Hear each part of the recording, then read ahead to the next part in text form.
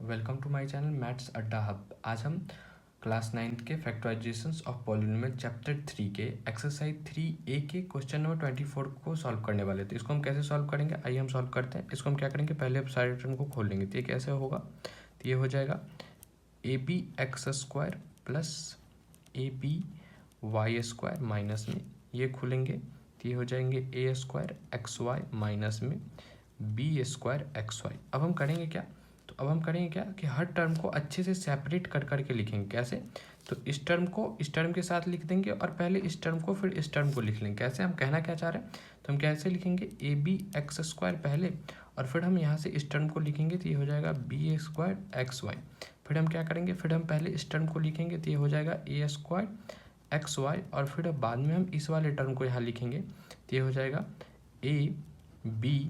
अब हम क्या करेंगे, अब हम टर्म से जो भी चीज़ कॉमन होगा हम ले लेंगे। जैसे कि यहाँ एक A यहाँ है और यहाँ नहीं है, फिर यहाँ B है तो B है, यहाँ से हम B लिख लेंगे और यहाँ x है तो यहाँ भी x है तो हम x को लिख लेंगे। अब बचा क्या, यहाँ पे A और एक x बच गया और बचा क्या, यहाँ पे B और एक y बच गया।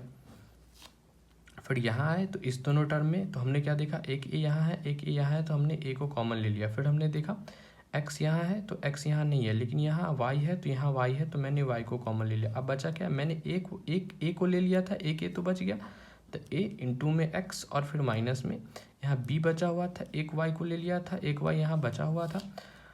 अब फिर इस सारे टर्म को अच्छे से लिख देंगे, इस दोनों को पहले एक साथ सेपरेट करके लिख देंगे तो a हो जाएगा ax bx माइनस ay और फिर इस बचे चीज़ को एक बॉक्स में लिखेंगे तो ax माइनस by। ठीक है, डेट्स सॉल्व। ये हो गया आंसर। प्लीज़ लाइक और सब्सक्राइब।